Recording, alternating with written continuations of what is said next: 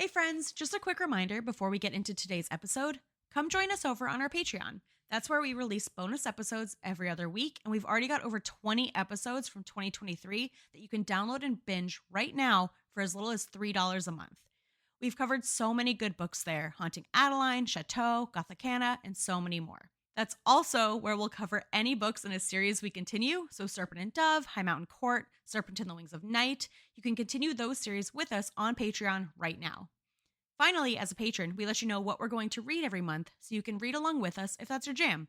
Anyway, that's all from me. On to today's episode. Well, it's the trope of, like, there's two types of fantasy books. One where, like, the dragons used to be here, and maybe one day they'll come back and grace us with their presence. And then the other type of fantasy is, how the fuck do we get rid of these dragons? It's so true. I love that. Welcome to Your Safe Space, the podcast your partner, friends, parents, whoever thinks is dirty. Don't have time to read books? Want to understand the jokes and the TikToks? We got you, fam. We're the Spice Traders, and we deal in spicy books. I'm Katie, and I need it to make sense. I'm Liz, and I'm hypercritical. As always, we start every episode with 3 things. The first is a generic trigger warning. You can find specific triggers for this book in our show notes, so please check those out. Also, we do use foul language and talk a lot about sex. If you have sensitivity to any of this, please give this episode a skip. Secondly, we talk about books. The whole book, nothing but the book, so help me goddess. If you plan to read this book and don't want something spoiled right now, don't listen to this episode. Lastly, we acknowledge that a good book can hit you at the wrong time. The views expressed in our discussion are our opinion, and we absolutely don't want to diminish the work and the talent of the authors in our community. That said, we have some notes.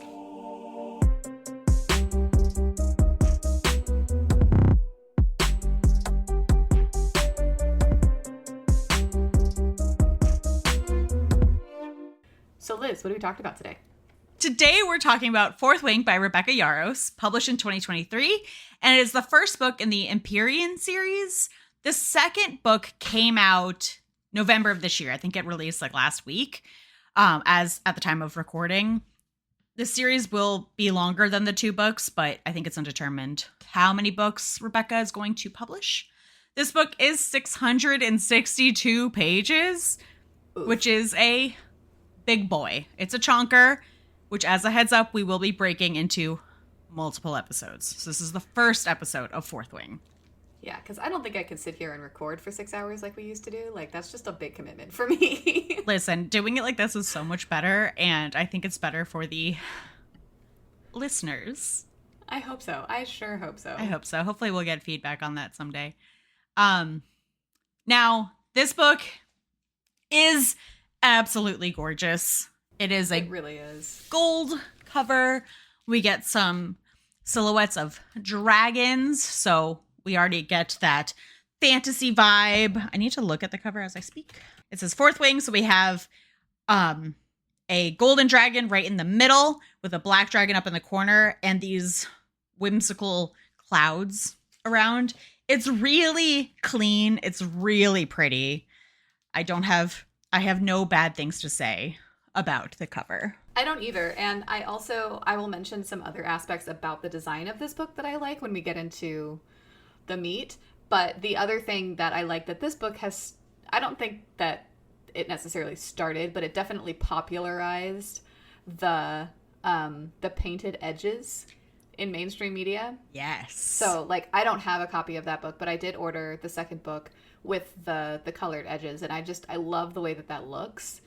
And I think it makes the book really special. It does make the book really special. This author did do a run of like limited edition painted edges, which I think, like you said, kind of brought that back into vogue. That's the only word in my head. Okay, good. I was like, that's the only word in my head. You get it. Yeah. And it really has, I think, exploded in a lot of different ways, because I've had books that have sprayed edges where they're just colored. But I've seen a lot of really amazing authors. Jesus. I've seen a lot of really amazing artists on TikTok hand painting the pages. Yes. Like I've seen Lord of the Rings ones where they're painting like the Shire on the edges. Oh, they're so pretty. Gorgeous. Yeah. It really makes me want to be intentional about the books that I have in my library so that I can eventually have like a good collection of painted edge books or something. I don't know. I did see someone Listen, I saw someone on TikTok that was like, I love painted edges, but now that means that I have to buy 2 copies of every book so that I can display one spine out and one edges out. God damn it. And I was like, yeah. And they're like, and then they release special editions and that cover's different. So then I have to buy that one. And next thing you know, I just have like a library of just Fourth Wing.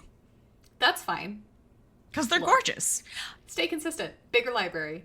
You just need more bookshelves. And yeah, I am definitely guilty of buying/keeping books that are just pretty, even if I hate the book. Oh, 100%. I have, I think it was the Book of Lost Things or something like that, which was a really sad book, and I did not love the content of the book, but it's a beautiful book, so I kept it. Did not bring you joy. Did not bring me joy. Yeah, I get that. Yeah. Anyway. Book. Well done, Rebecca. Well done, Rebecca. Okay, so Katie, take us into the meat. You said that, and that sounds gross to me, but I'm going to go with it. Let's get into the meat. Bring me into the meat. The meaty greedy. Meaty greedy. Wow. Sorry. I bought 2 different copies of this book. So I bought the physical copy because it's gorgeous, like we just talked about, but I read it on Kindle because it's just way easier to read on my iPad and take notes on my iPad at the same time. Also, you're not carrying around a 600-page book? Yeah, for real. Like, I rarely keep a purse on me, let alone a 600-page book. Come on. Right. Or a purse that would fit a 600-page book. That's the one, really. So there's a couple of things more about this book that I love. One of them is that the map is actually integrated into the inside cover of the book, which makes for a really slick experience. I really don't like books, or I find it a not optimal experience when there's a map that's across 2 different pages and then you can't really see the inside of the map because it's in the binding.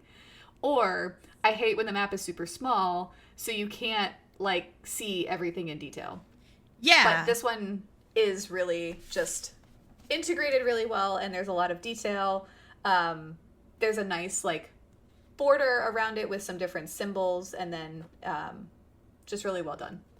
I also like the idea of it being on just the cover, because simply from an ease of use perspective, it's way easier for me to just flip the front cover open to look for it than to try and hunt for it in the first like 10 pages of a book. 100%, yeah.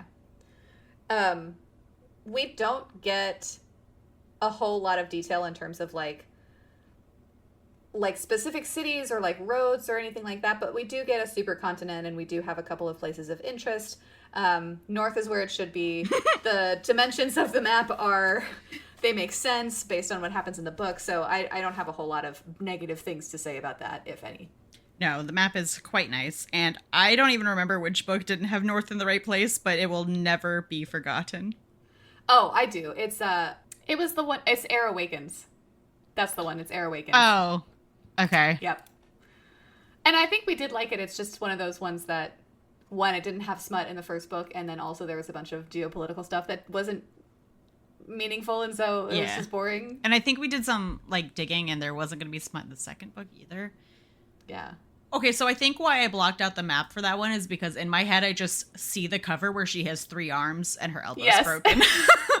Multiple problems in that. But we digress. We are not talking about Air Awakens. Right. This map is lovely. It is lovely.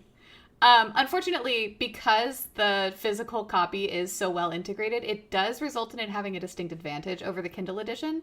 Not only is the map really well done in the physical copy, you actually don't get a map of the world in the Kindle version, and I triple checked this before we started to record this. Okay, good. I was just going to check to be like, really? Yes, because it seems like kind of a miss, right? Like, there are things that happen that you need some kind of physical orientation for that would be helpful, and you just don't get that, at least in the version of the Kindle thing that I had. No, you don't. You just get the map of the college, which is unnecessary. Right. So yeah, I do think that having the kind of overall map would have been useful. I'm not somebody that's great with directions, so when they start talking about north and east and to the west, it's like, what? And I like having a sense of space. Like with a well-executed map, I have a sense of distance. So like when they go from the college to wherever the fuck they go and like it's snowing there, but not at the college, I like having okay, how far did we travel? Right. Like, all the way down to the bottom of the continent. Yeah, and like, what is that? Is it an island or is it like North America? Right, exactly. So as Liz mentioned, we do get the Kindle, a map in the Kindle version, but it's just of the War College. So, one note, I'm going to say the name of the War College, and I'm not trying to pick sides, but I am going to use the Gallic pronunciations of these words because TikTok tells me that that's how I should pronounce them. So I'm sorry if this is not correct, but we will link the TikTok pronunciation guide that we are using because, my God, I have no idea how to pronounce these in my native tongue. No. And they're really beautiful words. They really are. When you hear a Gallic speaker say them, I'm just like, oh, yeah. But I have this chunky American tongue. Ham-fisted. Yeah. Ham-fisted American tongue, doing our best over here. So this war college is named Basgiath, and it is made up of 2 primary buildings separated by a river and connected by 2 bridges. So the bridges will become important later on as we get into the story. But the map of the college itself is more or less useless. Like, the map is fine. You just don't need it. You really don't. It's a school. It's a school. It is better than the map we get in Gothicana.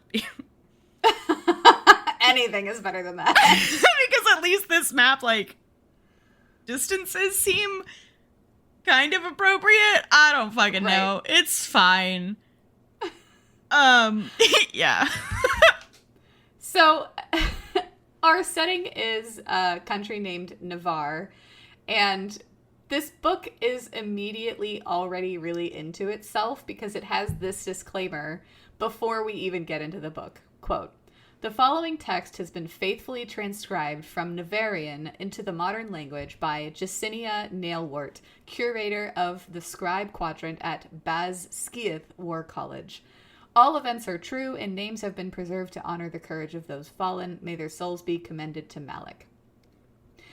And I have to be honest.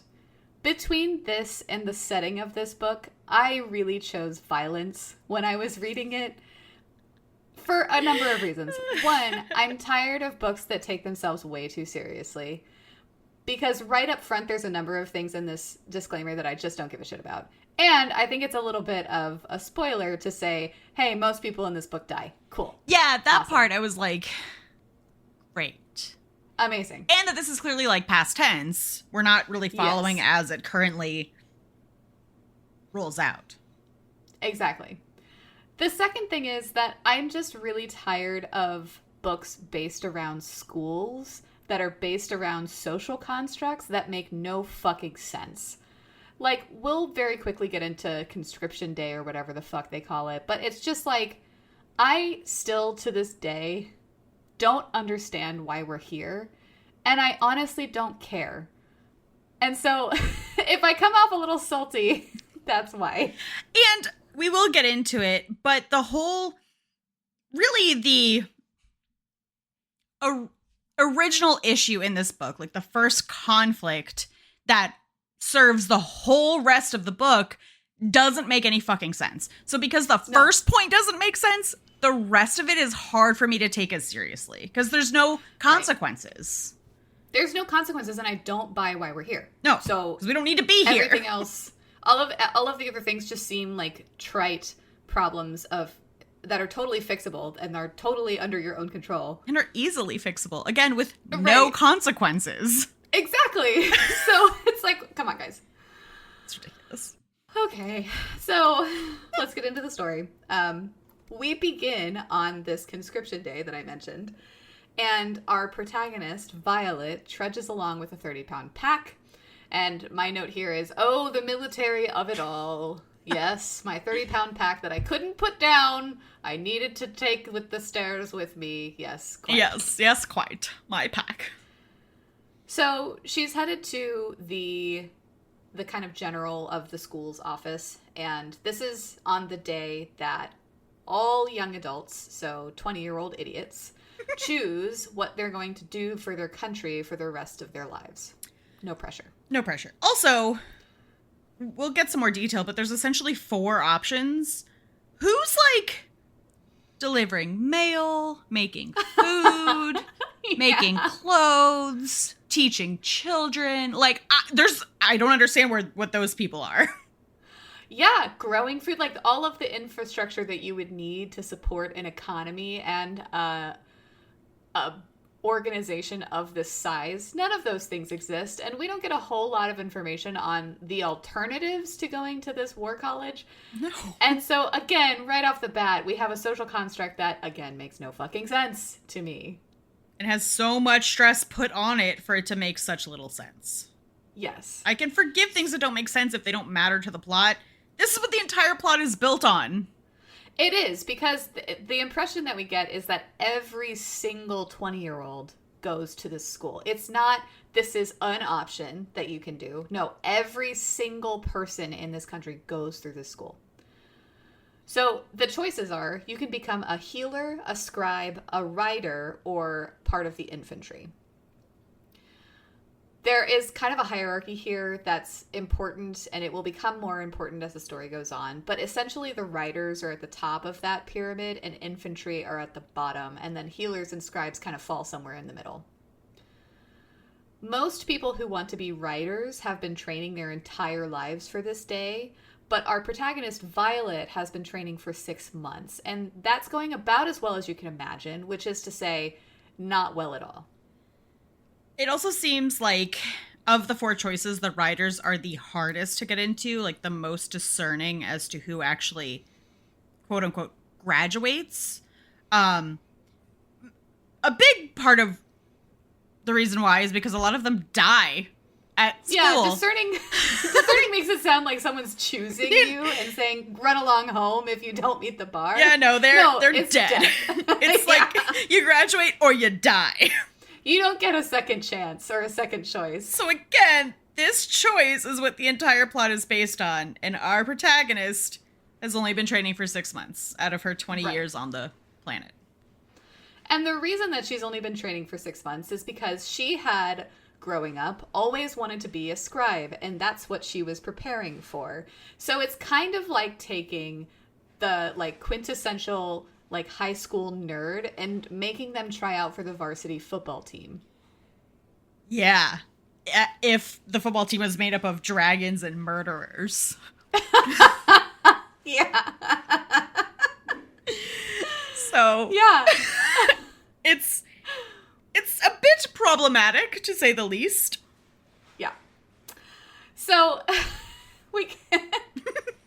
So I mentioned that Violet was going to the general's office, and we find out that the General Sorengale, is actually her mother. And she is in charge of the school, which exists to train an ever-refreshing force of people who will keep Navarre safe from its murderous neighbor, Pomorial, and their Griffin riders. So, okay, Navarre and Pomorial are 2 countries that are at war. They don't like each other. Navarre has dragon riders, and Pomorial has griffin riders. That's how they're conducting battle, mostly. The other major issue I had with this social structure is that as we get into it, it is a war college. So we get a lot of militaristic training and language and all of these things. We're never told why these countries are at war. Are we? Yes, we are. Okay. But it's been so long since I've read the book. I don't remember what it is. It's not super clear. Okay. And by the end of the book, you do get the impression that the whole basis for the war is a falsehood. Okay, right. I do remember that. So that's fine. Yeah. But we do know that they've been at war for a while. A while. Like 100 years or something like that. 100 Years War. That's a war. Okay, Charles Dickens.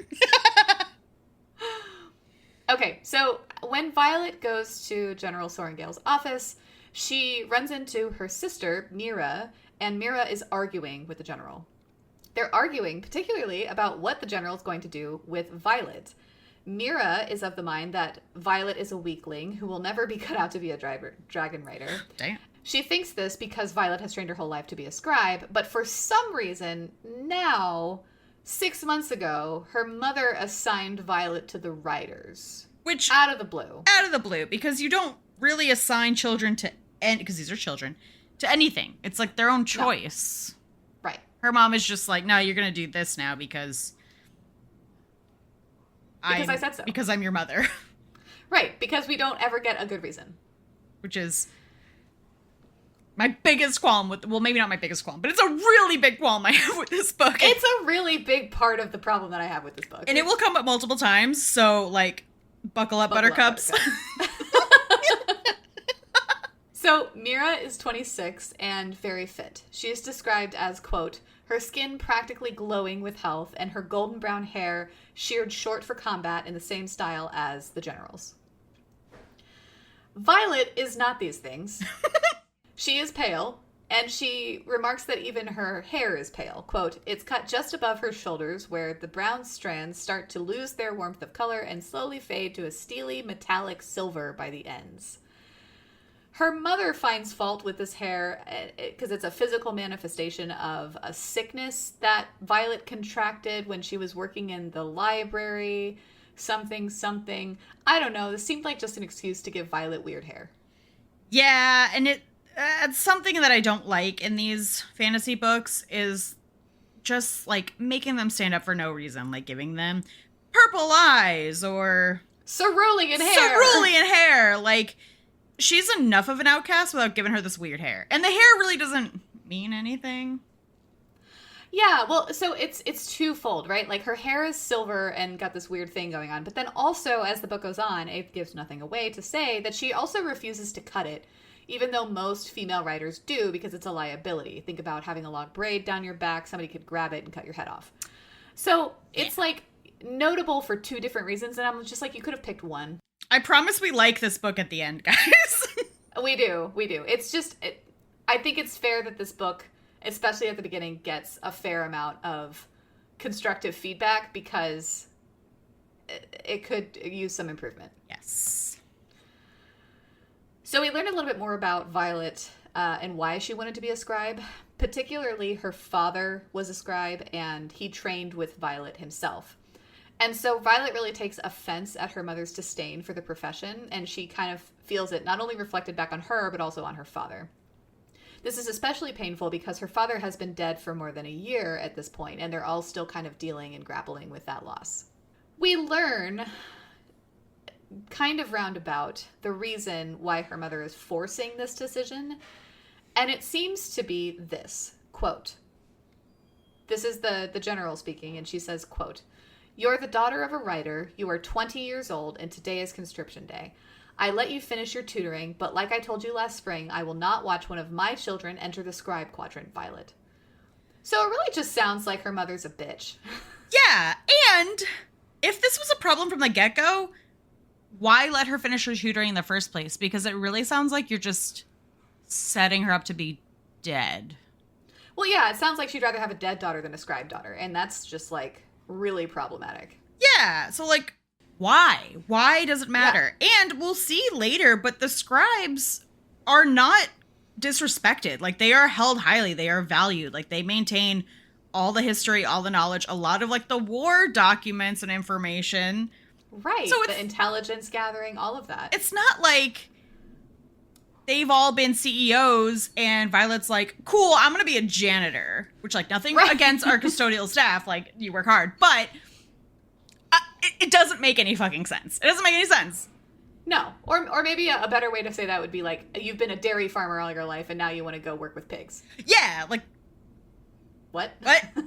Yeah. So Mira continues to argue with their mother, something that always got her extra brownie points, but for some reason had the opposite effect when Violet was talking back. Violet is at once grateful that Mira is standing up for her, but she also hates that Mira is calling her weak, while also recognizing that she is. And this continues to be a theme. She hates to be called weak, but also fully acknowledges that she is physically weak. And I'm like, okay, which is it? Yeah, like, humans are complicated things, but this back and forth happens far too often in the book. It loses its power. Like, just decide you're not weak or embrace that you are. I don't understand. Or I wish she would have said or embraced a little bit sooner, like, I might be physically weak, but I can do this because I'm smart. Yes, because that does come into play later. She should acknowledge that now. So, in this argument, General Sorrengail says something to the effect that because Violet is used to dealing with pain well, she'll have a better chance of survival. Which, oof. And it should be mentioned here, and we get a little bit more detail as the book goes on, but the sickness that she contracted that turned her hair silver also left her with a chronic pain.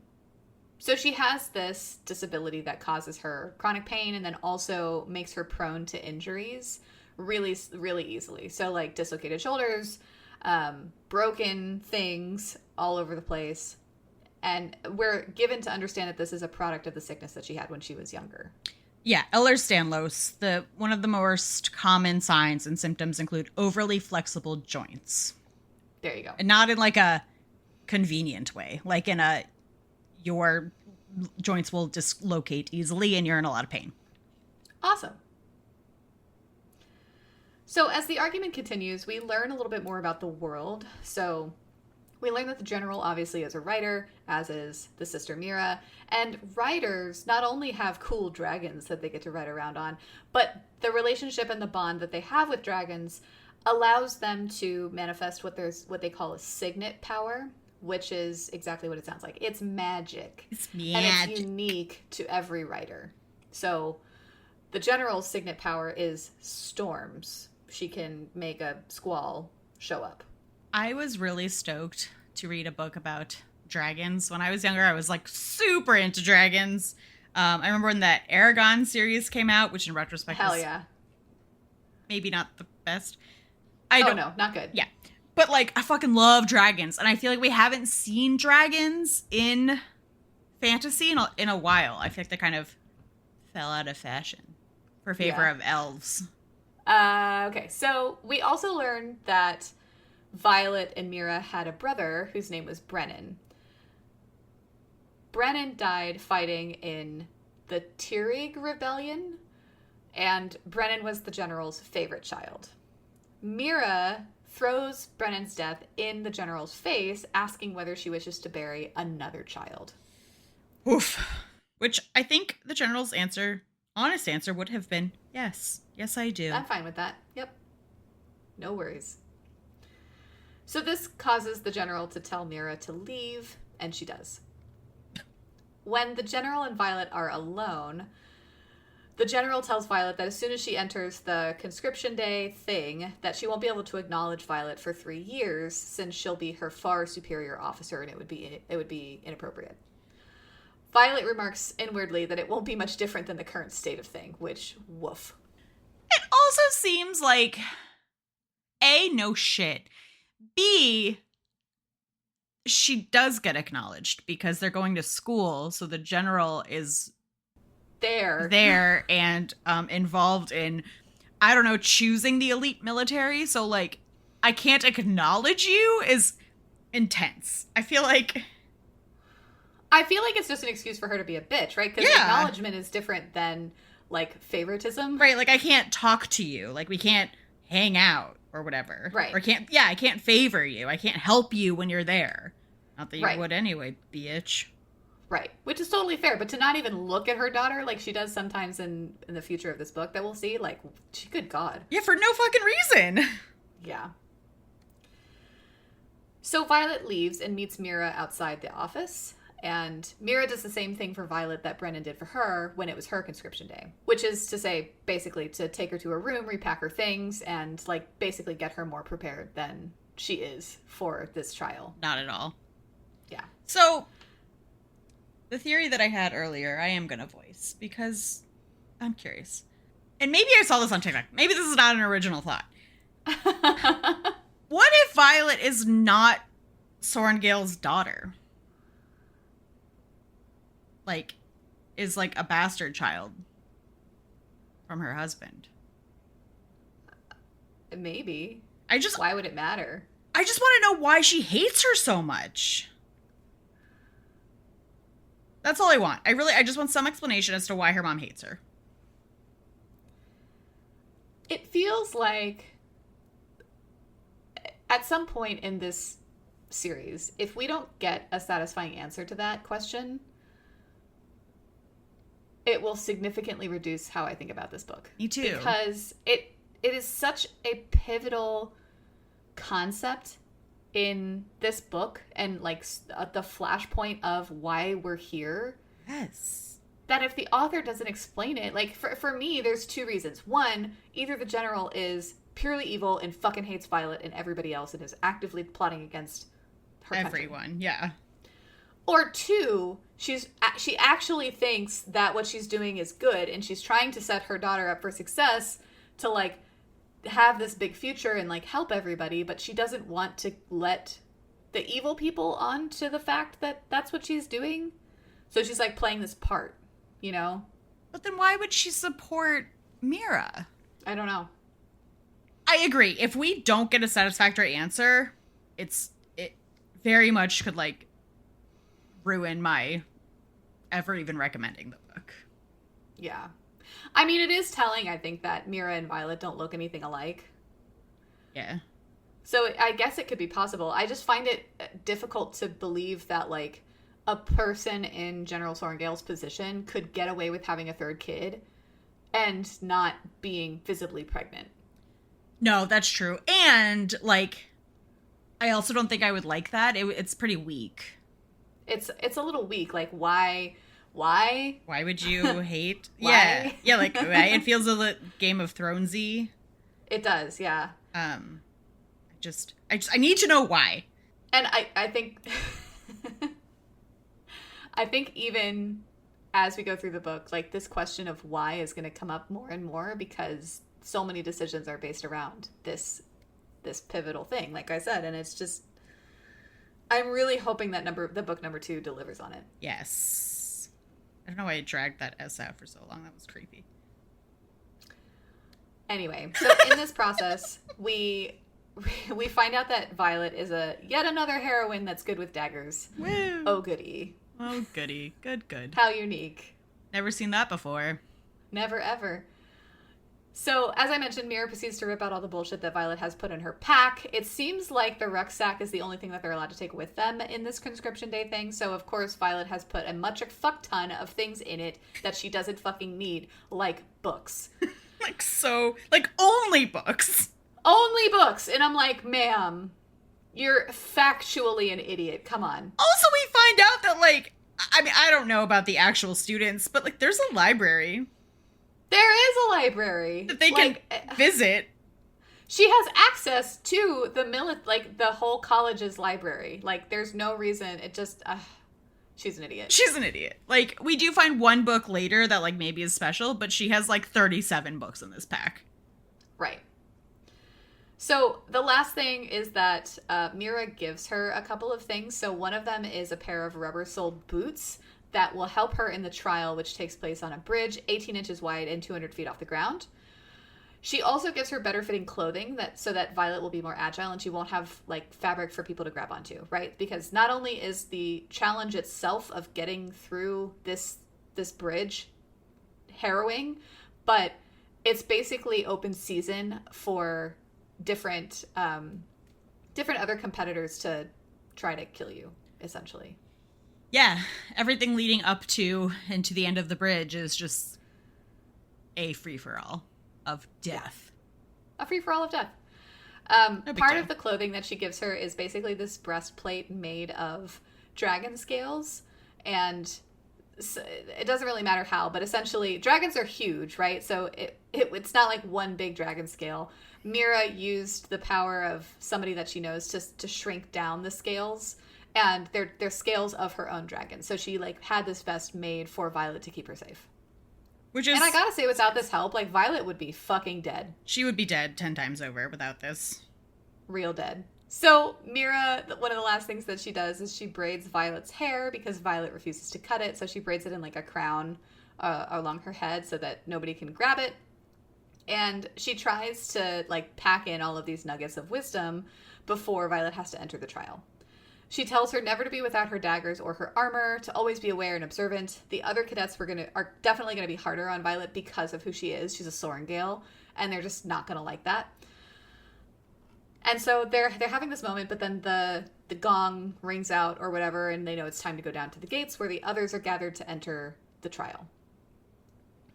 As they go down there, there's also empty carts for the people who die, for, like, the bodies. Bring out your dead!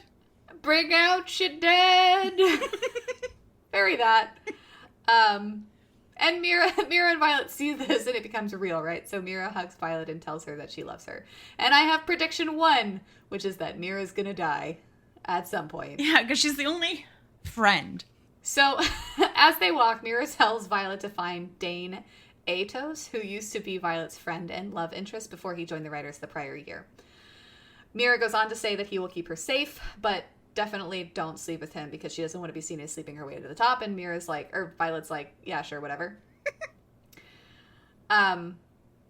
She does caveat that even though she shouldn't sleep with Dane, she should sleep around, but only with first years, right? Like, she doesn't know what the next day will bring. She should live her life and have fun. And I like that sex positivity. Yeah. She counsels Violet to seek not friendship, but rather to forge alliances and to remember that everybody is out there for their own game. A bit bleak. In line for the roll call, they see a young blonde man with markings on his skin, and we learn that he, along with all of the other children of the Tyrish rebellion, were marked by General Melgren's dragon as separatists. So General Melgren is essentially General Sorengale's boss. He's the head honcho. And this Tyrish rebellion was when a part of Navarre tried to rebel against the government, and all of the rebellion leaders' children were marked as rebel leaders' children. You might think, wow, that sounds really shitty. It gets worse. It gets worse. So Violet also finds this cruel, but she admits that one of the first rules of the Basgiath College is to never question a dragon, as they tend to incinerate anybody that they find rude. So it wasn't that necessarily that General Melgren made this decision in a vacuum. His dragon was the one that marked them, and so his dragon was in on the decision. You can't say no to a dragon. Nope. So this conversation prompts Mira to remember that Xaden Riorson is currently a third-year rider, and she warns Violet to stay away from him as he will kill her on the spot once he realizes who she is. This is because his father was someone named the Great Betrayer in the Tyrish Rebellion. So he was essentially the leader of all of this.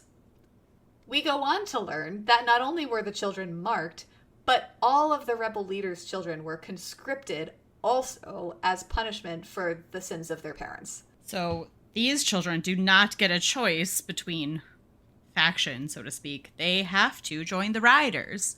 And specifically, the Riders, not the infantry. So, like, we're going to put you where you're most likely to die. But also gives you the most power if you don't die. Right. So, like, that that's a little make weird. Any sense to me. No, I feel like Put them in the infantry if you wanted them to die. Right. Or if you don't want them to have any power, because those are just, like, grunts, I would imagine. Right. We don't really know. We, like, never see any. Well, and, okay, so going back to one of the main problems that I have with this book is social constructs that don't make any fucking sense. So we learned from Violet's internal monologue that the Riders is the only quadrant of this school that does, and the military by extension, that doesn't accept conscriptions. They only accept volunteers. Except when it comes to the children of rebel leaders, I guess. And there's a lot. It's not just like 5 guys. There's like 80 fucking kids. It's a ton. It doesn't make any sense. Like, what? Okay. You don't accept conscriptions, but you're going to accept this large group of conscriptions over here that are going to take place for the next 20 years or so. Yeah, because there's still, like, children of traders that are, like, 6. So, right. They're still really young. Up and coming. Yeah. That didn't make sense to me. No, it doesn't make sense to me either. Especially when we learn, like, the power that you do get, like... It seems like a big liability. Yeah! Also, let's not punish children for the sins of their fathers. But if you're going to, make it make sense. So they're standing in line, and at this point, Mira is recognized because she's kind of famous, not just for being a Sorengale, but also for being kind of a fearless warrior. And this kind of makes Violet shrink a little bit. She's like, oh, I really didn't want this to happen. And And she really just didn't want to be recognized as a Sorrengail. So there's some person in line behind them talking shit, and Violet just kind of rolls her eyes and brushes him off. Doesn't let him get to her. They also run into two people that they're introduced to. So one of them is named Dylan and one of them is named Rhiannon. And they're essentially the two people in front of Violet in line. So when Violet signs in and she has to say goodbye to Mira, she talks to them. And we learned that both Dylan and Rhiannon have been training their entire lives to become writers. And they're so fucking excited. And this is in direct contrast with what we just talked about with the conscripted rebel children. Like, not everybody's happy to be here. Oh, also, should be mentioned, Violet doesn't have a choice either. No. Also, the other thing that I feel like can be mentioned is because the rebel children are conscripted, they did have the luxury of training their whole lives. Yes. Which Violet they did not. So it's at this point that I want to bring up my other major issue with this book that lasted for most of the book. This book is essentially Divergent with dragons. If you've read Divergent, there are so many similarities. And like, yeah, okay, we could argue all day that they're different stories. Fine. But allow me to tell you the similarities that we have thus far. And I will keep going throughout this entire episode and series of episodes, because please do. I have at least 10 points, so I'll bring them up as they come up. First of all, we have the main character who is a weak girl joining the hardcore career group. That's what happens in Divergent, and that's what happens here. Granted, in Divergent, she chooses that. Here, Violet doesn't. I don't give a shit. Everyone expects them to fail immediately. So there's this test right away, which we are getting to the test of crossing the bridge. And in Divergent, they have to jump onto a moving train. Both of which, if you miss, you die. The first test of, like, you chose the thing. Cool. Mm-hmm. We also have the general plot of, like, war and rebellions going on. So that's 3 points. I just handed up, like, 5 fingers and had to bring it down to 3. I have more that I will bring up as we go, but I wanted to start now so that it can be fresh in your minds as we continue.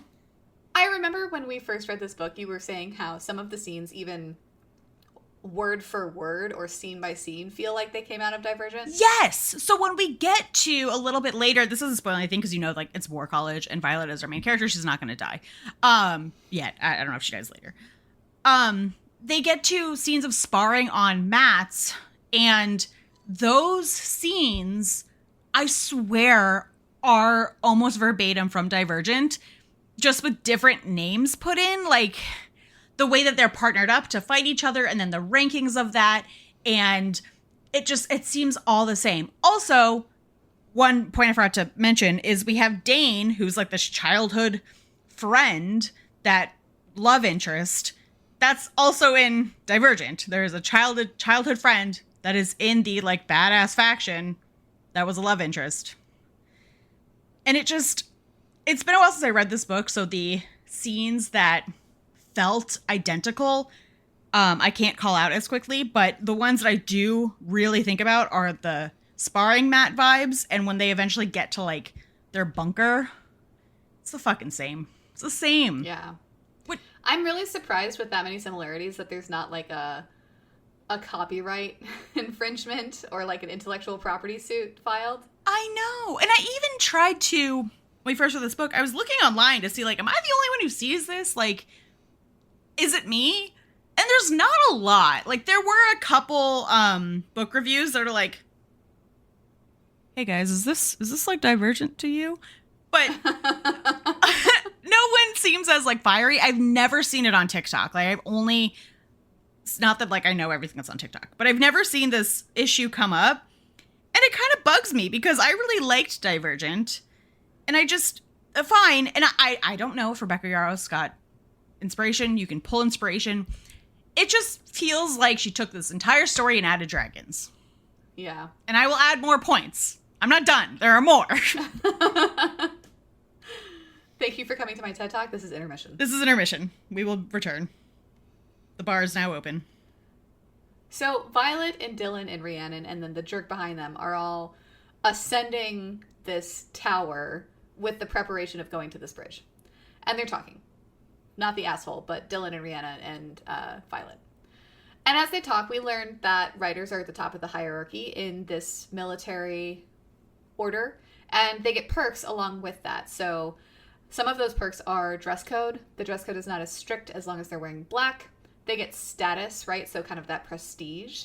And then they also get the right to marry someone sooner than other officers in the military. And that has to do with the fact that they have a much shorter life expectancy. Dylan, in particular, has someone waiting at home for him, and he's very excited to graduate and be able to go back to them ASAP. As they get to the top of the platform, the jerk behind Violet that was talking shit catches up and continues to talk shit.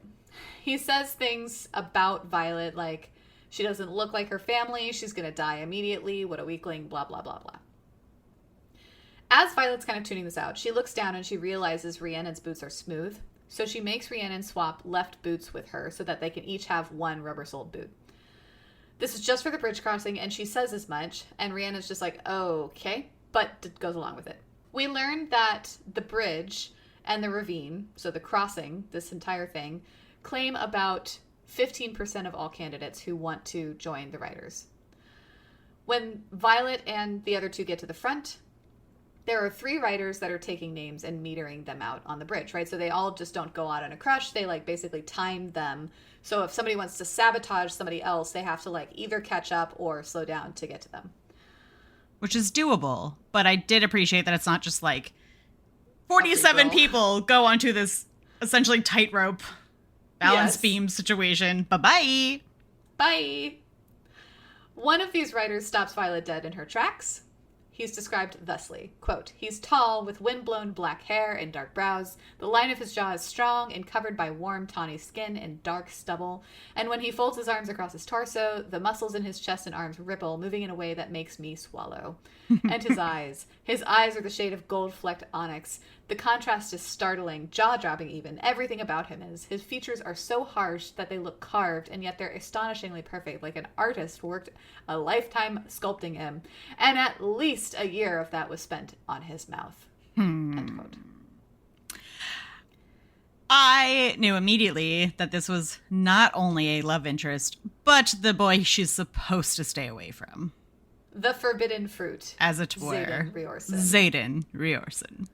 Big Trouble in Little China. She even says he's, quote, get you into trouble and you like it level of hot. Which I feel like we've all known at least one of those, and 100%. It is a, what's the word I want to say? Like a tempting fruit. Yeah, it is something that's hard to say no to, for sure. Yes. And Violet finds that. It's like an electric shock down her spine that she sees this person is, and it is that attracted to him. Rhiannon, of course, outs Violet because they're taking names, and Xaden is immediately like, oh, you're a Sorrengail. He seems to know Rhiannon, though, and is intrigued by the fact that Rhiannon is looking out for Violet, so he, like, notices the fact that they're both wearing the same pair of shoes, for example. And Violet has absolutely no chill, because she immediately asks Xaden if he's going to kill her. Which, like, girl. Come on! Are you going to murder me right now? Because my sister said you were going to murder me on sight and you haven't killed me yet, so, like, how long do I have to live? Also, you're pretty. Kate. But just then, they look out on the bridge and they see Dylan, who slips and falls to his death. And that's when Xaden remarks that he doesn't have to kill Violet because the bridge is going to do it for him. Damn. Rhiannon goes and tells Violet that she'll wave her on the other side, and then it's Violet's turn. As Violet starts her turn, she hears one of the other writers remark to Xaden that he thought that the General Sorrengail only had one daughter, and Violet tells him kind of over his shoulder that she gets that a lot. And I love the snark of Violet.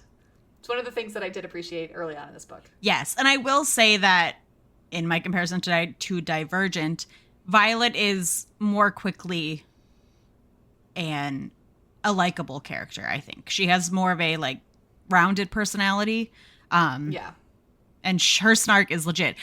But may I just say that comment does lend a little bit to my theory I made that maybe she's not her daughter. It does, kind of, yeah. So as Violet starts her turn, she hears the jerk behind her give his name, and we learn that it's Jack Barlow. He is going to be the grade A bully for the book. Spoilers. And as she's kind of cautiously moving out, he goes to push her, and Violet, really starts moving after that. She moves a lot faster. Yeah. She feels herself start to panic as she's crossing the bridge, because not only is the bridge small, but it's also storming out. And I've also read fan theories that say that the mother called the storm to intentionally kill Violet, which I think is very interesting. I do think it's interesting because the storm does come up when she is halfway across and then seems to fizzle out when she finishes. Yeah. But again, why? If that is true, I know. Why? Why are you so obsessed with me? Why are you so obsessed with me? So as she starts to panic, Violet's crossing the bridge and she starts to calm herself by reciting memorized history, which I think is a clever bit of information dumping. Usually, we get it in, conversations or just block text, but I liked that we got a little bit of context in this particular context. So, what do we learn? Oh, no, I thought you were asking me what we learned, and I was like, I'm not ready! No, I was going to say we frequently hate on information dumps, but, like you said, this is a really interesting way to do it. It gives us good background of the world that we do need without being boring. And it makes sense for the character because, again, she trained as a scribe. She knows all the history and all the knowledge. Yeah, she's a bookworm. She's a bookworm. And it's such a natural, it's a realistic coping mechanism, too. Yeah, that's the one, yeah. So we learn a couple of things. First, we learn that the continent is home to two kingdoms who have been at war for 400 years. Navarre is the larger of the two. And Tyrendor, where the Tyrish rebellion took place, is the largest and southernmost province. Tyrendor shares a border with Pomorial, which is the other kingdom that they're at war with. These kingdoms have different and complementary economies, and despite the war, they have agreed to trade between them 4 times a year, which seems relatively civil, I guess. It just seems so weird to be okay, we're at war except for these times when we actually really need each other. Right. Peace for 2 days. Thank you. And then we're going to go back to fighting. Maybe that's a good crutch to start, I don't know, building an alliance since you clearly need each other. Right. But whatever. So as Violet's making her way and reciting and trying to bring herself down, she makes the mistake of looking back at Jack, and she sees him throw the candidate behind him off the bridge to this person's death. Yeets him off the bridge. Yeah, not a great guy. And then Jack starts coming for her. So Violet starts running from him, and she's determined either to fall or succeed, but to not let the asshole kill her, which I appreciate. So much respect for that. Right? As Jack gains on her, he keeps talking shit like a homicidal maniac, and he catches her at the entrance of the other side of the bridge. He tries to tackle her, but she grabs a dagger and holds it to his balls. Cut his balls off! Sorry. She cut his balls off. She's then given the option of what to do because she's technically made it across the bridge and she's a fully fledged cadet. But as Jack hasn't crossed the finish line yet, he is technically fair game. If she were to harm him or even kill him, she wouldn't be violating any of the rules of the college. And so basically the people who are there, the writers, are like, your move, funny man. But Violet ultimately decides to be merciful and lets Jack go. And I can't help but think that was a mistake. And looking forward into the book that I've already read, it was a mistake. Also, here's my next point on Divergent. There is a clearly psychotic male character that is gunning for the lead female for no real reason. Yep. Other than spite. Other than he's a psychotic idiot. Yeah. So. Yeah. Awesome. Awesome. Awesome sauce. Also, I do like the your move, funny man. And she should have cut his balls off. Fine, make him. She should have at least live, him. but she should have at least stabbed him in the testicles. Yeah, stabbed him in the testicles and then hit his carotid artery.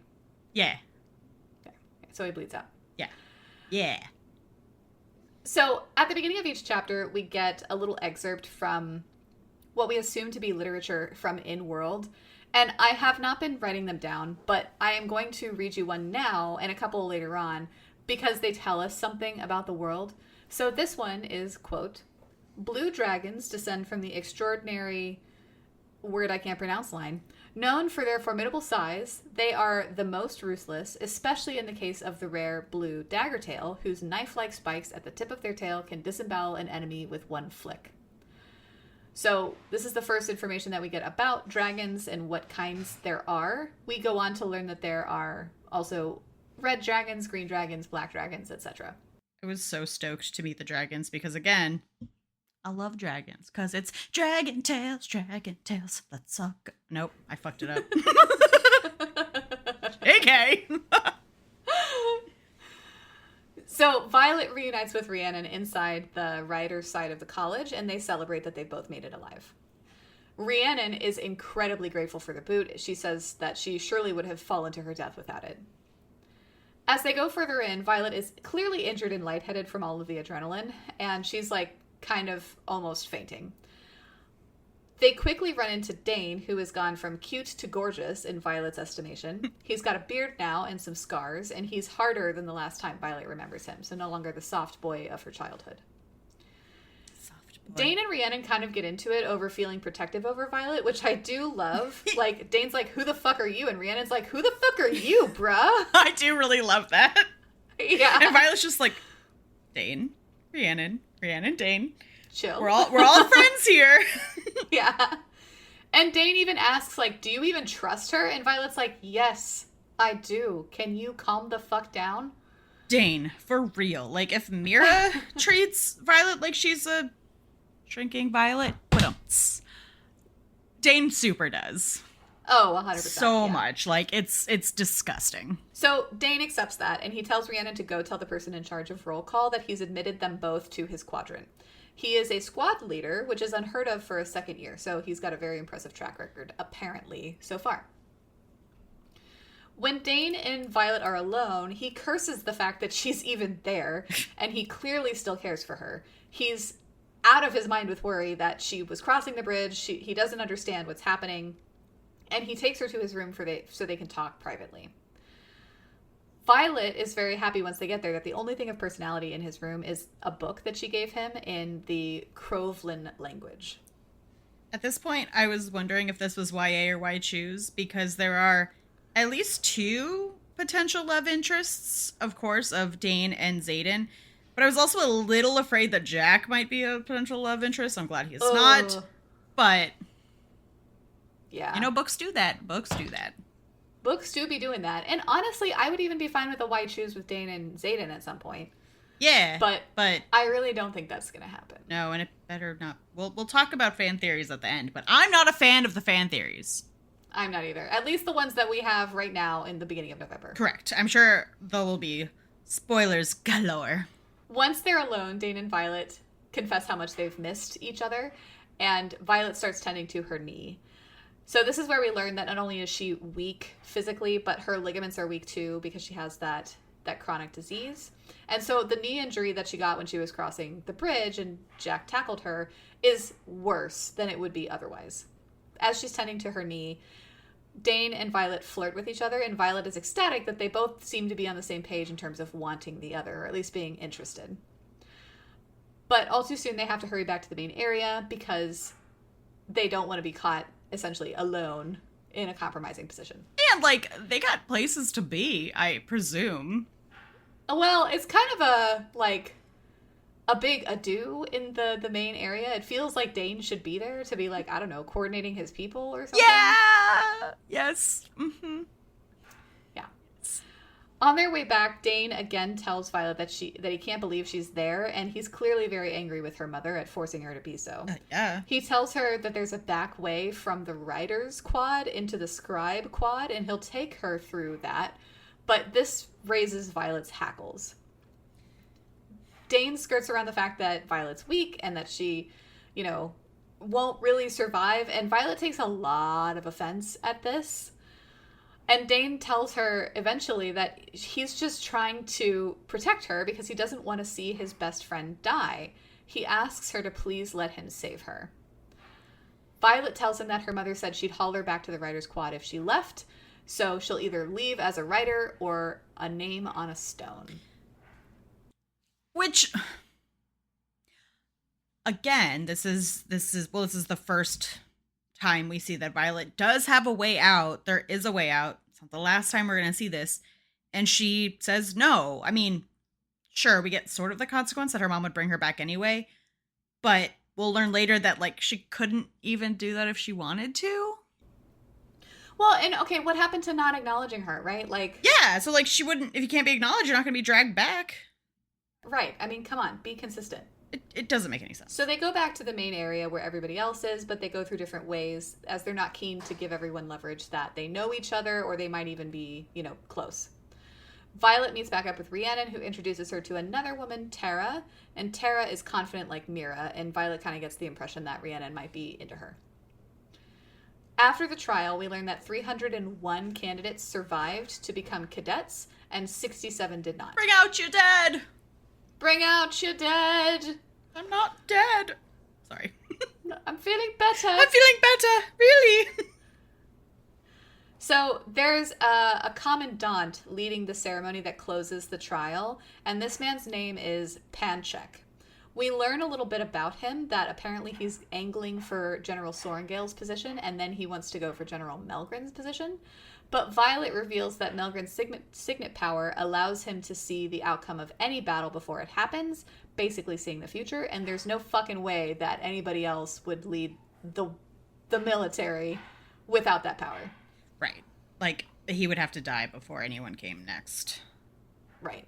Do we know what Panchek's signet power is? I don't think we do. Interesting. So we learn through this ceremony that only about a fourth of the cadets will live to graduation. Jesus! So this is where we were talking about before. Like, you don't get a second chance. Like, once you're here, you either become a writer or you die. Which, again, what are we doing here? What are we doing here? Why are the stakes so high for a character whose stakes don't need to be this high? Right. It's just immediately everybody's at 100. Yeah. We also learned that the wing leader's word is law. So the way that this school is organized is that there are 4 wings. So there are 4 leaders. And then they, of course, all have their leadership team. So when we say the wing leader's word is law, there's 4 of these people. So each of the 4 wings has 3 sections in it. And each of those sections has 3 squads. So it's kind of that pyramidal. It's the pyramidal kind of hierarchy that you usually associate with military. Each squad has about 15 to 16 people in it. So 15 to 16 times 3 times 3 times 4. That's how many people are in the college. Which makes me wonder, what happens if, I mean, so 67 died, and I guess there's not a lot of candidates to volunteer. But these are very evenly spaced. And there's like 3 years of school, right? There's like first year, second year, third year. So I wonder, like, and this, it surely doesn't matter, but I'm curious how big the squads have ever been or how small they've ever been. I am too, and we kind of get a little bit of indication that they are smaller than they used to be because the number of dragons has dwindled. Right, yes. But we don't get proportions, right? So of the 540 people, ostensibly, that are in the school right now, 301 of them came from the new fresh recruits. So that means that the death rate has to be pretty high, which kind of speaks to the quarter of cadets will live to graduate thing, but Jesus. Yeah. So anyway, we learned that Violet and Rhiannon are in the second wing with Dane, and that Jack Barlow is in the first wing. So they're in completely different sections. Hopefully Violet doesn't have to worry about him too much. During this kind of organization of the new cadets, Violet catches Xaden looking at her, and she squares her posture, trying to show that she's not intimidated. But then for some reason, this kind of interaction leads to their whole squad, Dane included, being moved into Xaden's wing. So they were not in Xaden's leadership, and now they are. And Xaden seems real fucking smug about it. And, like, Xaden orchestrates this, right? Like, oh, very clearly he goes to talk to the other wing leader, and he's like, hey, I want that squad. And the wing leader's like, sure, bruh. Sure, bro, I don't give a shit. This sort of, and I'm just a little salty, at least in the beginning of this book, this sort of taps into the whole, like, this book didn't need to be this long. This didn't need to happen because it doesn't mean anything. Like, they could have just been assigned to Xaden from the get-go, and you have the same issues. Well, and you could have, if you wanted it to be the thing that Xaden was looking out for Violet, fine, but you could have said, like, oh, Xaden made that request before, like, the ceremony even happened, right? Like, you could have woven that in still. Yeah. Yeah. So in this, as kind of the final part of this ceremony, we learn a couple of things about dragons. As the ceremony winds down, 8 dragons join them and perch on the outer walls. We learn that dragons don't tolerate humans who aren't bonded to them, and so they really don't like going near strangers. They've got a big stranger danger thing. Stranger danger! Not only this, but they need humans to develop signet abilities from bonding, and that allows them to weave protective wards that power basically the protection of all of Navarre. So in this war that they're locked in, these protective wards are crucial, and that's why riders are such a big component of the military. I do really like the way the author creates this symbiotic relationship with the dragons and the riders, because we do learn later that the dragons have their own social hierarchies. So, like, they don't serve the riders, nor do the riders serve the dragons. Like, they're very much separate entities that have to work together. And I really liked that. It was a really interesting way to look at it. I feel like so often the dragon is just essentially like a pet, a tool. Exactly. Yeah. Not a sentient being of its own. Right. Or not a sentient being that has like its own entire political structure. Right. So once the dragons join them, this intimidates some of the cadets, and they run screaming toward the doors to this kind of arena. And over these doors, there is this motto carved, quote, "A dragon without its rider is a tragedy. A rider without their dragon is dead," which you probably have heard in relation to this book. It's a nice and succinct way to describe the world. But basically, the reality of this is that once you're bonded to a dragon, you cannot live without the dragon. So if the dragon dies and you're perfectly healthy, guess what? You're dying too. Mm-hmm.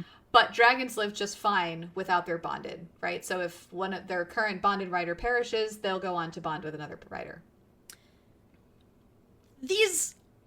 I understand why the scene happens, because it also shows like the fearsomeness of the dragons. What did these people think they were signing up for? Did you think you were gonna ride puppies? Like, of course they're scary. I don't understand what you thought you were here for.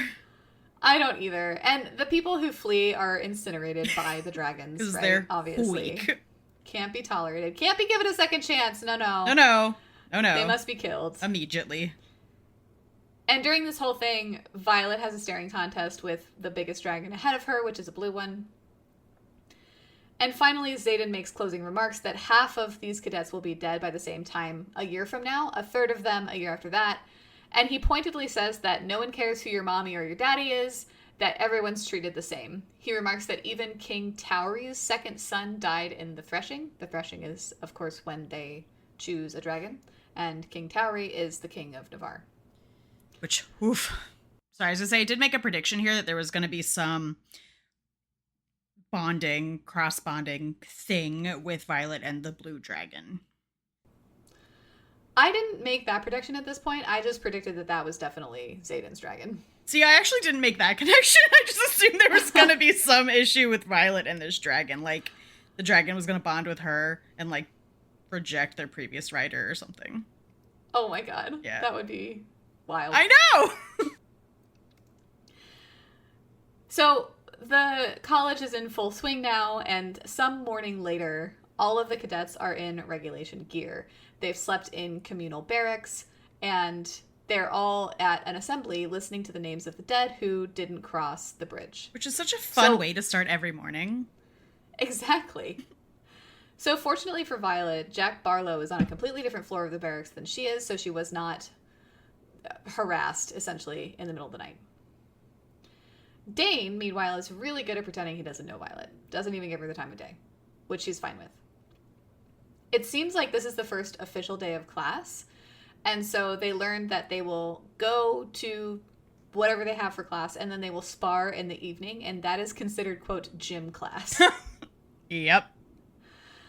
They're all preparing for the next big challenge, which is called the Gauntlet, and this is a terrifying vertical obstacle course that will happen in 2 months, and then directly after this gauntlet, there will be a presentation where the dragons will get their first look at the cadets. 2 days after that will be the threshing. So they're preparing for ultimately the threshing, which is when they will be hopefully bonded with the dragon. I was so glad that we get this like sequence of events, and that the sequence is short. So it's not like it's just a couple months to get through this. It's not going to be an unreasonable amount of tasks and like wild things that getting through it is going to take 6 books just to like get to your dragon.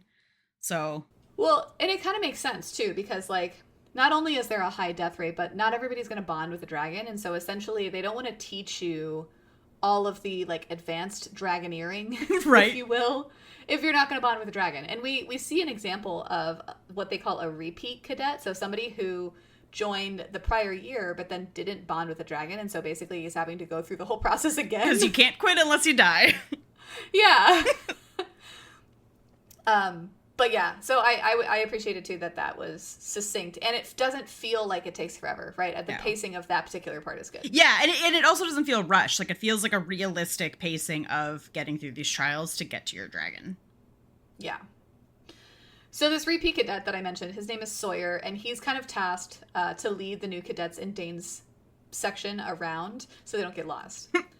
Babies. So as everybody kind of breaks off to head to class, Dane signals for Violet, and Rhiannon covers for her so that she can meet with him. She meets Dane in the rotunda where there are 6 statues of dragons prominently in their different colors: red, green, brown, orange, blue, and black. When she meets him, Dane asks if she's okay, whether anything tried anything with her. And for Violet, she describes Dane's worry as sitting on her chest like a stone. And this is the first indication that we have that Violet's really chafing under this kind of suffocating amount of worry and angst that Dane is putting upon her. And complete lack of any sort of belief in her. Right. She protests to Dane that she's fine, she ate, she rewrapped her knee, everything's fine. She goes on to ask him why their squad was moved, and he confirms it's because Xaden wanted her dead. This fact is apparently also common knowledge in the leadership cater, which, super comforting. Right? Jeez. And this is where Dane also confirms that the dragon that Violet had a staring contest with is Xaden's dragon. So. He describes this dragon as being vicious and says that that's a perfect pair for Xaden, so they're 2 peas in a vicious pod. Which, damn, bro, tell me how you really feel. Truly. It feels very much like, I don't know, Dane's at 100 with this. From the get-go, bro! Like, it really blows my mind that for a college that's supposed to be eventually working as a team, there's a lot of self-motivation and backstabbing happening here. Like, even amongst the bonded writers. Yes. And that also doesn't make sense to me. No, and it goes back to the whole thing of, like, the only reason that Xaden does, like, that Dane doesn't like Xaden, and that Xaden and, you know, like, his posse are, like, outcasts is because they're writers. Because they're rebel kids, right?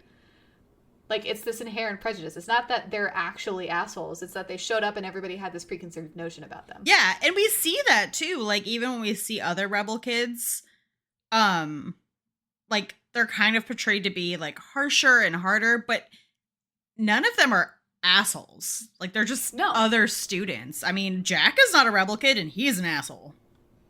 Right, exactly. So yeah, prejudice is a good word. Just that it's just based on that and nothing in, like, reality. So, Xaden's dragon's name is Scale, and I'm probably saying that wrong. It's Sgaeyl, and I'm so sorry, but the TikToker didn't have that one pronounced, so we're going with Scale. We're doing our best. If we figure it out before the next episode, we will make a correction. Yes. We go on to learn that Dane's own dragon is a red sword tail named Calf, and Violet admits that she's having trouble reconciling this Dane that she's seeing now with the old Dane that she knows, right? He's definitely more mistrustful, more hard around the edges, right? Like a war-hardened person. And Dane tells her that he's still the same on the inside. Yeah, okay. He tells her that his signet power is the ability to read a person's recent memories if he touches them, but that it's not common knowledge because they want to use him in intelligence. So basically, keep it on the down low. Dane goes on to say that whatever Xaden will end up doing to Violet, he will likely stay within the Codex because he respects the rules of the school. And the last thing that he admits to Violet was that he was, quote, really close to a now third-year wing leader, which I immediately intuited meant that he and this person were sleeping together. Hubba hubba. 100%. Hubba hubba. Yeah. Xaden staying within the Codex also means that he can't just outright kill Violet. Right. Yeah, that's against the rules. Unless it's in a challenge situation. But also tellingly, the wing leaders will very rarely be in a challenge situation with the cadets. Yes. But I've seen foreshadowing before. I've seen foreshadowing before, and I know this book, yeah. So when they exit their tryst, of course, they run smack into Xaden, who accuses them of being way too obvious, and for some reason, Dane tells Violet to run, and she does. Which we just talked about how he can't do anything to you. Right, like, way to have zero chill. And it seems... just like, run! And like, why? Also, do you know how suspicious you look running? Like, you're allowed to talk to him. Dane. Just Dane. Yeah. I have disdain. Also, Violet, like, come Why on. are you running? I would be like, why? Yeah. So, at the beginning of the next chapter, we get an intro bit that is from Lilith Sorengale's deposition, essentially, and we learned that Lilith is the first name of Violet's mother. So, General Sorengale is General Lilith Sorengale. And in this deposition, we learned that she objected to the forcible conscription of rebel leaders' children into ridership. And that's the only thing we get out of it. We don't know the context, we don't know the questions, we don't know anything more about this. Which is interesting in retrospect. Yes. Then we're in Battle Brief, which is the class that everyone takes together. So it's the only class that this happens. All first through third year cadets. Violet ruminates that she's happy to be sat with all the first years, though she wishes she could remember all their names. And I'm like, girl, why? I know, why? Because again, most of them are going to be dead. So why waste the brain power? Yeah, it seemed like there was a couple of other things, and I'm kind of blanking on what the specifics are, but this is a really specific thing that I call out. She has these, like, moments that I think are meant to give her kind of a bleeding heart that just don't quite land, because she says things like, oh, I wish I could remember all their names, but then she doesn't go out of her way to, like, get to know any of these people. No. And she actively is, like, watching her back, and I'm like, so then why do you care about who these people are? Yeah, you're right. Those things are a bit, contrary to her personality or like what they're trying to do. Right. It's like she's trying to be like a peace, love, and everybody, but she's not. Doesn't act that way. Well, and we'll find, not in this episode, but later, like, the only time she really is out of a way to learn about people is to use it against them. Yep. 100%. So, which, like, girl, get it, but it's not, let's not pretend. So Battle Brief is exactly what it sounds like. It's a historical and strategy-based class meant to prepare the cadets for war. And they take this class every day. It's the only class that they have every day.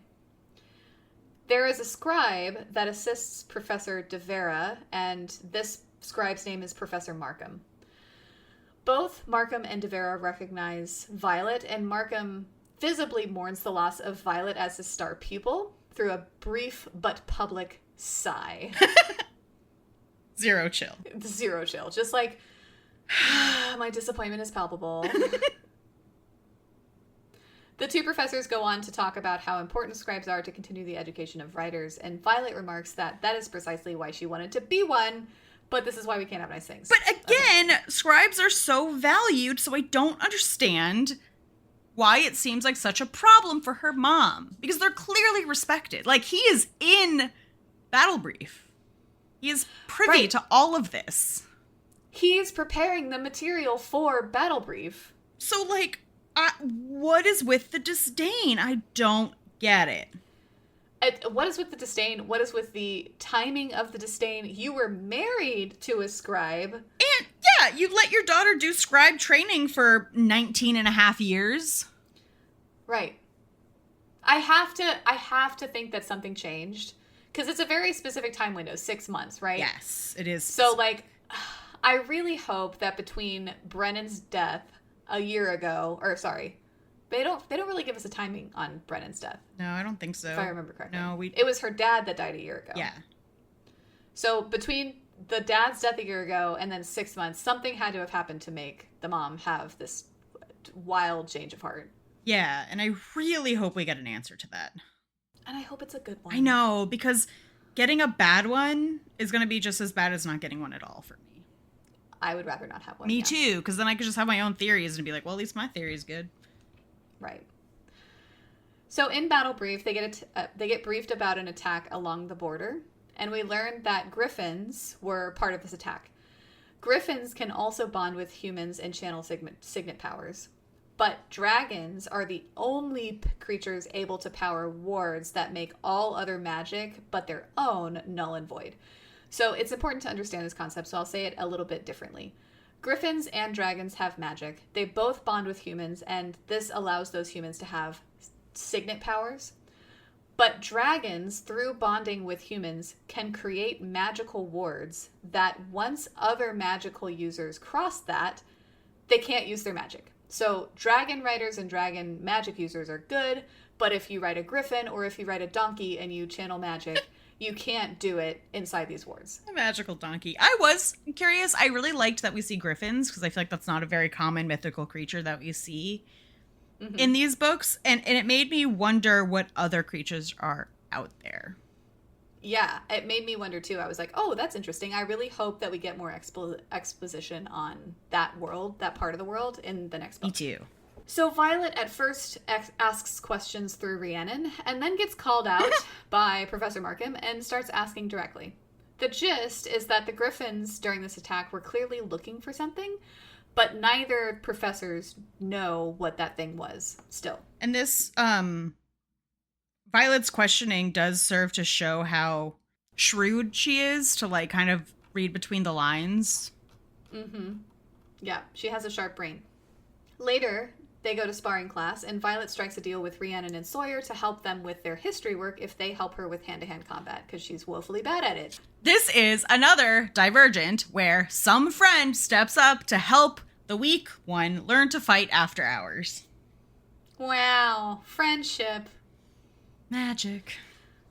Violet also witnesses Jack sparring, and he ends up snapping the neck of the cadet that he's sparring with, but it's unclear if the cadet actually died. Hazard a guess he did. I don't really know how you can snap someone's neck and then they don't die, but yeah, never tried. So. It's very clear that these sparring classes and the sparring like competitions that we'll get to is one of the ways where people can lose their lives. Yes. Violet spars with a rebel kid named Imogen, who clearly wants Violet dead because of who her mother is. But Imogen easily bests Violet and breaks her arm because Violet doesn't yield like a fucking idiot. And this causes Dane to completely overreact and carry Violet bodily to a healer. Oh my god, Dane, it is her arm. She can walk. She's fine. Violet admonishes him for doing so because he freaked out like she meant something to him and now everybody knows it. He was also like screaming at her to yield. Even before the arm breaking. So then yeah. Like, come on, man. He says that she does mean something to him, and she ruminates, yes, that's abundantly clear, and now everybody else knows it too. Way to go, great, bucko. Right. The healer, Winifred, comes in, and it's clear that Winifred knows Violet well. We learned that healers don't have magic, but menders do. So Violet's brother, Brennan, was a mender. And it appears that menders can, like, manifest in any faction, right? No, menders are dragon riders. Oh, menders are dragon riders. My bad. Yeah. Disregard. I forgot. So Winifred is checking Violet out and determines that she needs a mender, and so she calls her husband Nolan over, who is a mender. So to be clear, menders must be bonded with a dragon to be able to channel their mender magic. Ah, gotcha. Dane doesn't want Nolan called. He wants to use this injury as an excuse to send Violet to the scribes. But Nolan arrives and chastises Dane for doing such a good job of keeping Violet safe, and Violet essentially says, like, Dane, get the fuck out of here, I'm getting mended. So Violet is kind of fading in and out with pain, and she slurs her assent to be mended, and this is where Nolan tells her, quote, I will always mend you. And I just have this note, why am I a sucker for grandfather figures? Like, we hardly see Nolan. This is, like, one of the only scenes he's there, and it was just so touching. It was just so touching. The like, I'll always mend you. It's just, Yeah. I'm such a sucker. Like, it's clear he was mended her before and, like, all of that stuff. Yeah, and, like, knows her history with her, like, loosey-goosey joints. And it's just, we love a grandfather figure. I know. So Nolan mends her, and he tells her to expect it to smart for a while, and Violet says this thing, quote, "When you're as brittle as I was born, the pain of mending is only second to the pain of the original injury." And I'm confused. Was she born weak, or was the fever the thing that made her weak? I don't know. I think that was a bit of a mistake. Okay. Because, like, if she has this disease, it makes sense, but then why give her a fever that also, like, gives her the hair? I don't know. It does, yeah. That was not clear. It was kind of redundant. We learn that mending is incredibly agonizing, and so they give Violet leather to bite down on. The subtext during this entire scene is that the writers only want the absolute strongest people in their ranks and are constantly sniffing around for weakness, whether it be physical, mental, or otherwise. And so not only does Dane want to use this to get her out of the scribes, he knows that it's just going to put an even bigger target on her back. And Violet knows this too, because she is so frail, essentially. When Violet gets back to the barracks, Rhiannon promises to help her because she's her only friend. And Violet crawls into bed and is intending to go to sleep, but she ends up finding a journal with a note from Mira under her pillow. This journal is a combination of Mira and Brennan's combined wisdom during their time at the Basgiath school. Mira writes to Violet that Brennan would have wanted her to live, that she, Mira, wants Violet to live, and that she's so proud to be her sister. Oh. Meanwhile, Rhiannon's checking Tara out across the room. She's just like, yeah, that's nice, girl. What? Yeah. I do like Rhiannon, just like, Rhiannon's just into anything with tail, just like so sex positive. Which I do really appreciate, and I love how openly gay she is. Yes. Or bisexual. I think she's bi, yeah. because we just kind of see her around, and I love that. Uh-huh. Anything with a pulse. Really. Anything with a pulse, we're here for it. You have a pulse and you are breathing. Which, again, we could get a wide choose with Rhiannon up in here. I'd be okay with that. I'd be fine with that. So Violet's looking through this journal and she's getting emotional seeing her brother's handwriting. We learned that apparently it's customary to burn the things of the dead, which seems like an overreaction to me. It really does. And we don't really get a reason why. It doesn't appear to be like a superstitious thing. It's just customary, which is fine. We don't need detail, but damn. It felt very like utilitarian, like as a product of being in the military, like you don't need superfluous things kind of feeling. Yeah. But then you don't have anything to remember people by. Like, I don't know. Like, I like having things. Yeah. So in the journal, Brennan writes that the instructors stack the hand-to-hand matches intentionally to weed out the weakest quickly. If Mira/Violet watch earnestly, they will know who are pitted against each other. And this gives Violet hope to survive. I think they also, in this book, tell her where the matches are posted, I think. Yeah, like, I don't really remember that. I think it wasn't here, too, like, where and when she can find them.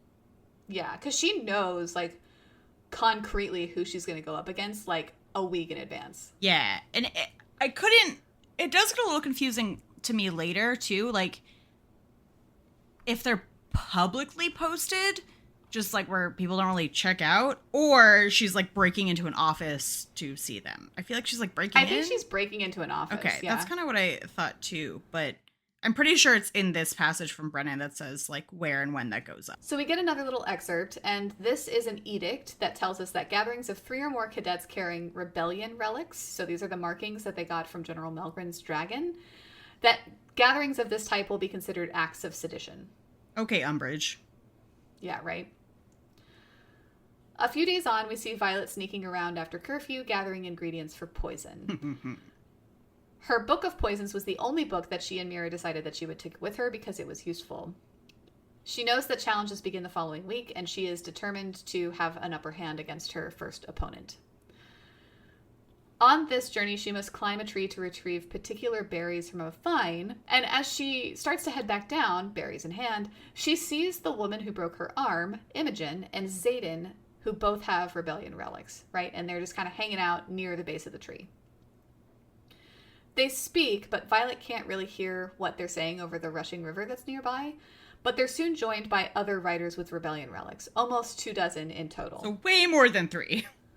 Way more than 3, and Violet is very familiar with this edict, and she's like, ooh, this is a problem. This is bad news buyers.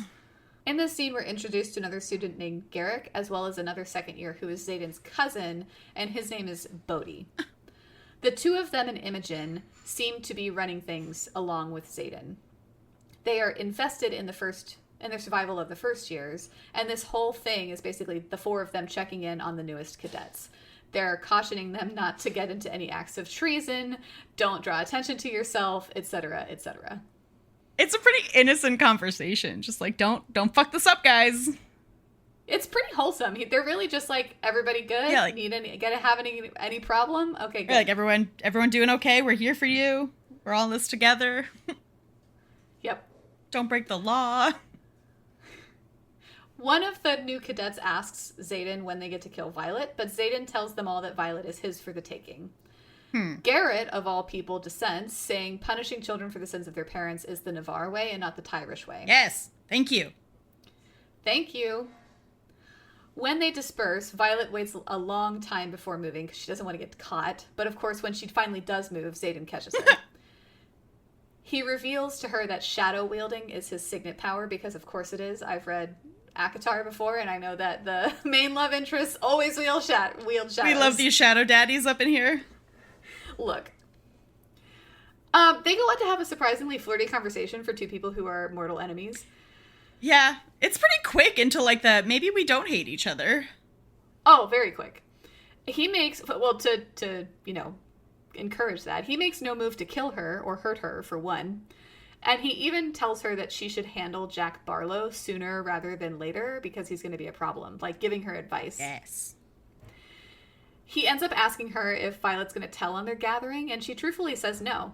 So he ends up leaving her, telling her to hurry back to bed before her wing leader realizes that she's broken curfew. But of course, he's her wing leader. Which is fun. Like, don't be caught out here by your wing leader. Me. I love that too, because so Violet in her head is just like, this is definitely a trap. He's like evil and vile, and I'm like, girl, he's kind of cute. He's real cute. And he's clearly flirting with you. Yeah, and I like this because it's sort of enemies to lovers, but they're never really enemies. Which makes for a better story. Just like, Violet's just the one that's like, oh, he definitely hates me and he's gonna kill me. And Dane is the one that's perpetuating that, right? Yeah, and Xaden's over here just like, what's up, girl? I like your hair. Hey, I'm trying to holler at you. Can I get you? Can I get him? Can I have him? So the next day, the challenges begin, and Violet wakes up early for breakfast duty, and Dane meets her on the way. This seems to be a habit of theirs. They run into Rhiannon and Tara, who clearly spent the night together. Bow, chicka, wow, wow. Get it, Rhiannon. And as they continue on, Dane asks endearingly if Violet has been with anybody, but she doesn't give him an answer. She's kind of like, that's none of your business. I love that she doesn't give him an answer. She doesn't do the like, of course not, Dane. She's just like, none ya. Yeah. None ya. She's not like, I only have eyes for you. No, she's like, no, nothing I like wouldn't that. tell you if it was true. He goes on to ask if she'll be okay in the challenge, and she tells him not to worry, that she has a plan. She knows her opponent will be this kid, Oren, and he's not great with a knife or any other weapons, but he's got one hell of a punch. And I make the prediction that she's going to poison him. The telegraphing has been pretty obvious, so that wasn't a very difficult prediction to make. Right. So Dane tells us to be careful and to especially avoid Jack Barlow. No shit. Right. Thanks, Sherlock. But Violet ruminates how different that advice is from what Xaden told her, right? So Xaden told her, handle him, and Dane's like, stay away from him. Which again speaks to, maybe we don't know a lot about what Xaden feels toward Violet yet, but it speaks to the complete lack of faith that Dane has in not only Violet's strength, but just her, like, intelligence. Right, her ability to handle her own shit. Yeah. Or even, like, her self-preservation. Like, of course she's not gonna go fuck around with Jack. Looking for trouble. Yeah. Absolutely. So during her breakfast duties, Violet does indeed poison Oren's eggs. Before the challenge, we learn in Professor Cowrey's class that red scorpion tails are the easiest to temper of all the dragons. He cautions the cadets to keep the temperament of dragons in mind during the threshing. And we learned that there are 100 dragons in total willing to bond this year so far, though some might change their minds in the 2 months that remain before the threshing. This 100 dragons is less than last year, which is less than the year before that, and they don't really have an understanding of why. All we know is that there are fewer and fewer dragons and more attacks on their borders and a steady supply of riders. So this juxtaposition or this situation doesn't make sense to Violet. Dragons don't share their reasons for not wishing to bond either, so there's just kind of this black hole of information that they're trying to make sense of. Though not scientifically proven, anecdotally, it seems fewer dragons is correlated with more failures of the wards that they help to power. This is interesting, and this is where we get the first inkling that something is not right, and that the dragons function under their own decisions. Right, and they're not exactly being 100% forthcoming with the humans. No, because and correct me if I'm wrong, because I could be misremembering, but it doesn't seem like the dragons are dying out. It just seems like they're less willing to bond. Correct. Which is really interesting. Crucially, and we learn this a little bit later on, humans don't know a whole lot about dragons, and they aren't allowed into the Vale where the dragons breed and essentially live. So actually humans don't have a good idea of how many dragons there are, even. Which is fun. I like that the dragons have their own secrets. I do too. And I love that they can have such these intimate relationships with humans where they literally share minds, which we'll get to, but can keep secrets like that from their people. Because it seems like the humans can't keep secrets from their dragons. Not at all, yeah. So, just really interestingly constructed in this book. Mm-hmm. So they go on to talk about, in this dragon class, about Sigale, Xaden's dragon, and we learn that she is one of the rarest dragons. That unfortunately there are no blue dragons this year that are willing to be bonded, but that they should be wary of any blue dragon that they ever come across.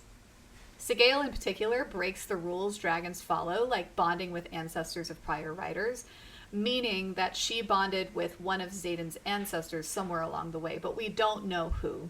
She's described as doing whatever she wants, whenever she wants, because she is the most powerful dragon of all of them. Which I love. She just does what the fuck she wants. Okay, but then they move on to black dragons, and they're like, just kidding, black dragons are more powerful. Right! Okay. Great. They're like, blue dragons are definitely the rarest and most powerful, except for these 2 black dragons that exist. Where one hasn't been seen for 5 years, and the other one is like big Captain Melgren's dragon. Right, exactly. It's like, oh, okay, so they're the second most powerful and rarest. Right. Like, can we just be factual? And in another vein, Xaden, a rebel child, has the most powerful dragon. So again, what was the point of conscripting the rebel children? Like, who let that happen? Right! I don't understand. I don't understand. Especially because, like, we go on to kind of get a little bit more into this, and we'll talk about it in the next episode, but, like, Sigale is regarded, as we're seeing in this conversation, as being a little bit of a loose cannon, and people are wary of her because she is so powerful. But also, we're told that dragons have a good sense of people and don't bond with, like, essentially serial killers, mostly. Right. But it all... So which is it, girl? I don't know. And it also makes me wonder about the whole marking of the children anyway, if that was a dragon's decision, but, like, clearly the dragons can still bond with them. So, like, what did that marking actually mean to the dragons? That's what I'm interested in, because I don't think it's what the general thinks it is. Because it doesn't make sense for it to be that. No. So we do move on to the black dragons. General Melgren's dragon is black, but there's only one other one that we know exists, and he hasn't been seen in 5 years. And my prediction here is that he's going to bond with Violet. I also had that prediction.